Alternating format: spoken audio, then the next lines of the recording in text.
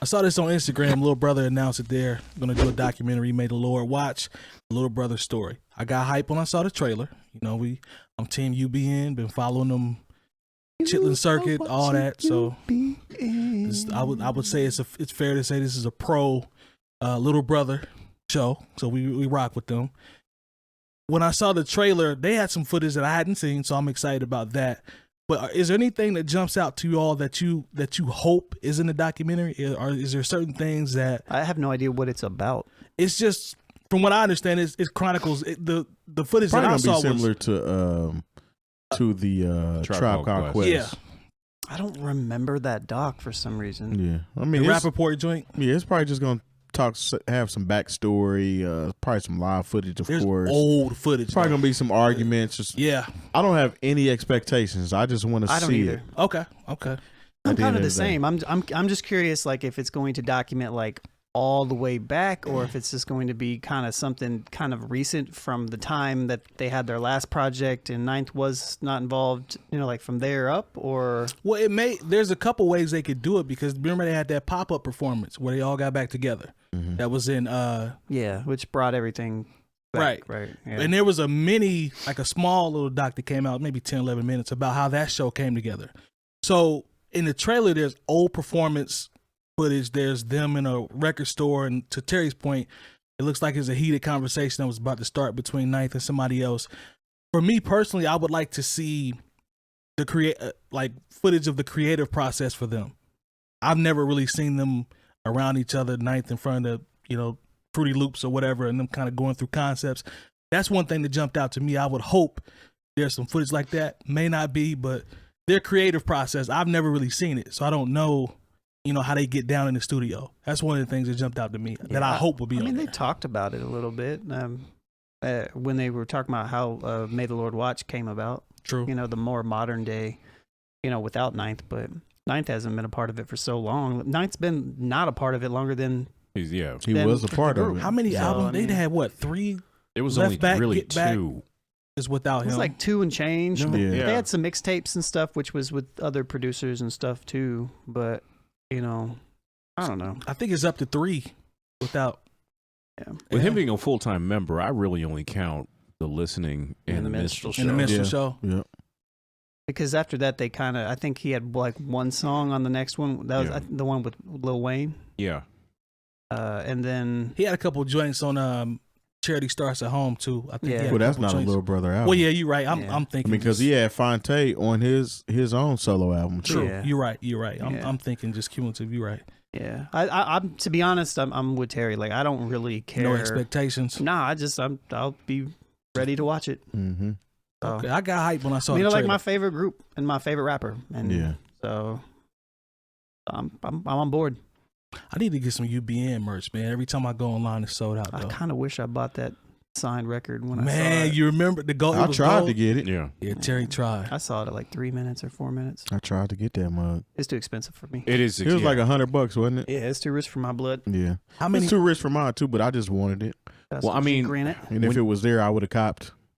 Well, I mean, with the documentary, as much, you know, as I know some people like to see people like tapping out stuff on the SPC, and I don't really care about MP. that. that's so- or MP. Look, see, It's man. all right. Don't worry about it. I got you. Okay, that's fine. That's fine. I got you. No, we don't, you know what I'm talking about. I know what you're talking about. Yeah, it's all right. Pressing them buttons. I think that I'm more interested, like as much as I like that behind the scenes, like Q-Tip pulling out the record during That the was beats, dope. like, but I was more interested in seeing the personal dynamic Me between. too. I think that's You know, me it too. made me sad to a certain point to realize, like, hey, because they weren't a manufactured group. These Nah, are they guys, was for real brothers. These are guys that had grew known up each other together. since they was kids. True. And they just happened to share a love for hip hop, and that manifested itself into them being in a group, sort of like how Little Brother was.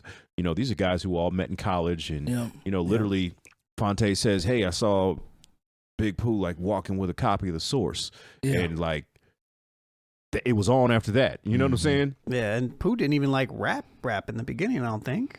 He's like half in, half out. Yeah. You know, Sort like he was still sort of like Five developing Dog. his skills. Yeah. Yeah. But I'm more interested to see how it fell apart, Ah. and then see how it came together, kinda. Yeah. You know, it's the personal dynamic that I think I'm more interested in because as they've been quiet about it too. Yeah, I mean, this is my Fonte first time said seeing anything about it. A few things about because originally Ninth Wonder they were talking about having him be a part of the last album, but he was like, look, if you're going to be a member, we want you to be a member and not just pop up for festivals and all the fun stuff. Plus, I respect that plus too. I think he said he wanted to produce everything. He wanted to do all the beats, and Fonte openly said some of the beats just wasn't working, and Pooh jumped out and was like, it was the first time where I ever was like, no, I don't like it and I'm not going. Like they were open about that. I also too to that, I'd be curious. Man, I completely lost my train of thought. Sorry. That's all good. Whatever. Never mind. Well, no, I just think that those are it's the unanswered questions. Like, I mean, the thing is, they could do. Michael Bivins talked about how he would love to do a show about groups and the dynamic of why they can't do certain things. Yeah, and you could do this show. There's several seasons of that. That could be the unsung 2.0. Yeah, and it's just focusing on groups and why the living members at least cannot figure it out. Why it's hard, man. Why As are we somebody just that's been in groups? It's super hard. Why are we just now seeing Jodeci get back out there? Something happened. What was the problem with Well, they had an album a few years back that just didn't pop off though. Jodeci did. I mean, it did, but you know what? Based on nostalgia alone, just think about all these nostalgia tours where it's people who don't even have a new album to promote, and they're able to go out here and get money. Jodeci, other than them being on this New Edition tour, we haven't seen them really all together since 1996. No, drugs are bad. Well, very bad. But you know what? There's a lot of dynamics because if you got that kind of habit, sometimes you'd be like, all right, let me get back on the road. Yeah. Hey, they eating off that culture tour though. Be clear. So what I was gonna say is, so I'd love to see that, find out what the dynamic is with Little Brother. They I believe in the documentary there's a part where Fonte's saying well, if you want a word in it, then say say something in there. Right. I don't know what he said exactly, but it's almost, I was like, oh, who is he talking to? Is he talking about Ninth, or is he talking about some other random person? That's what it kind of maybe? alluded to, that he was talking about Ninth. Yeah. Remember, I had an idea. I had talked to Lone about it years ago. I was going to try to secretly get Big Little Brother together. Yeah. By booking them both at the same time. Oh man. On the same show, but they wouldn't know. Yeah. Look. Book Foreign Exchange with rapper Big Pooh and then Ninth Wonder to do a set. Bruh. Let me tell you something. I remember being when Fonte was at the Jazz Kitchen. That was a good show. But I just remember when I want to say it was Metronome who was DJing. And he would play something from Little Brother, and at that point, Fonte was so done with the concept of Little Brother. He was just, what was his reaction like? It was like he kind of cringed. He literally cringed when those records came on because he was here with promoting Foreign Exchange and Yazara. Yeah, so he wasn't in the he was so far away from caring at that point about anything he had done with Little Brother that it was kind of painful for him to hear those songs. Plus, they've come a long way, man. I've heard him talk about it too, and a lot of artists feel this way. But hearing your old material sometimes, just sometimes it'll make you cringe, even if people still hold on to it in a positive light. Yeah, that's true. But when I hear people talk about frozen liquor, I'm just like, ugh. But but you also know your perspective is unique, because you were there making those records. So it's not only going to give, sure. It's double nostalgia for you when you were making it and, hearing yourself 10, 15 years. The thing with Little Brother too is if anybody is unsung is that group, because they had, I think they just came in at the wrong time, because they actually had a small machine behind them. Atlantic machine. Yeah.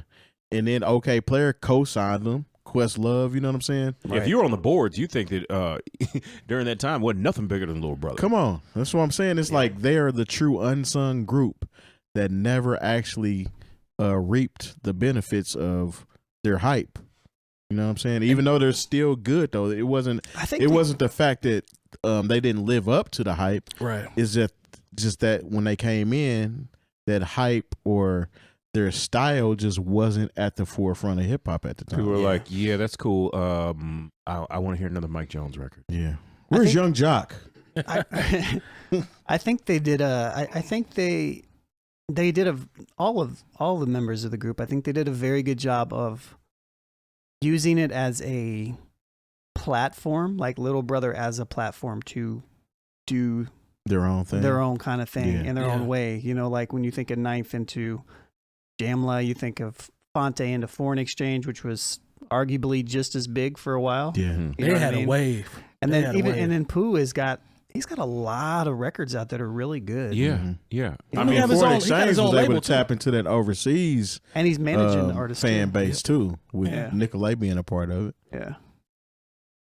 Yep. I remember when Nicolay shared our picture. Yeah. Oh, y'all killed him that night. I'll never forget that. He followed me after that too. Did he? Yeah, y'all killed him that night. Nicolay is very responsive online. He is. Honestly. He's I remember this is a random old story that some people might remember, but actually I don't think I've ever told this before. This is like in the group that I was in called Quality in like 2005, 6, 7-ish, way back in the day. Yeah. So we were working on a mixtape called Mr. Anderson. And we had a joint on there where it was a Nicolay joint where he's like, understand, da, da, da, and Nicolay produced it. And I remember one of the guys in the group actually reached out to Nicolay on MySpace and sent him the record and was like, yo, we did this record. And he's like, yo, that's dope. He was like, I'd like to hear some more stuff, some original type stuff. And I was like, oh, that's kind of dope. This is like 2006 or 7. I mean, you said MySpace, it kind of gave it away. Yeah. But that's crazy. That's back in the top 4 days or top 6 or yeah, man. That was. Because the thing is, I remember when someone even tried to tell me about MySpace. Yeah, I was like, man, I'm not doing it. It's like, no, you can get on and artists will respond and you can actually have interaction with people. That's how I met. That's how I got familiar with Little Brother. Yeah, or like online. Yeah, so it was just like, okay, I'll try out this social media thing that's popping off. Yeah, you know what? Little did you know. The reason why I went over to Twitter was because Fonte went over to Twitter. I remember he made a MySpace post and was like, I guess I'll try this Twitter thing out. Yeah. And I was like, all right, let's go see what it is. And Fonte's MySpace used to be incredible. The stuff he would type, like he did a whole like racial breakdown and about the stereotypes in Mike Tyson's Punch Out. I remember, I mean, and like it sounds like something like do. I remember he said, he's like, he said something like Mr. Sandman looked like a dude from Gary that could like replace a transmission with his bare hands. He did though. I'll fix your carburetor. For you. Yeah, give me a pack of cigarettes. Yeah, so it's crazy to see like the musical evolution, technological evolution, like how you found when you tell somebody like, yeah, I found out about so and so on MySpace, and I went to Twitter because of. That's crazy. Just crazy to think about where we are in the world now. Yeah. OK Player message board. OK Player message board used to be in like. Yeah, they had heat though. Well, what's raised crazy. This is they had their not Send Space. I can't remember what the Media Fire, whatever it was, where you could share songs. Yeah, Media Fire was one of them. Send Space Mega Upload. Mega Upload. Yeah. Oh, people would drop links in there. Yeah. I was never on the OK Player boards at that time. I was on the Stones Throw boards and the Access Hip Hop boards. Shouts to the Access. Okay. Everybody at this table, the band folks. Everybody at this table knows how it feels to get hype about a Mega Upload link of an album that you definitely want to hear. Mm-hmm. It was way more safer than LimeWire and if you knew how to not click the bad links. Yeah, definitely. LimeWire, you had to know how to LimeWire maneuver through it. Mess around, you have to cop a new computer. I'm telling you, want a Russian bride? You get an STD on your computer messing around with LimeWire. I know you want this over here. Would you also like a Russian bride? LimeWire have you out of some bread. Be like, okay, now how do I get rid of these 50 pop-ups? Gordon Gartrell Radio. Yep. Terry, Gordon Gartrell you had like Radio. a shirt.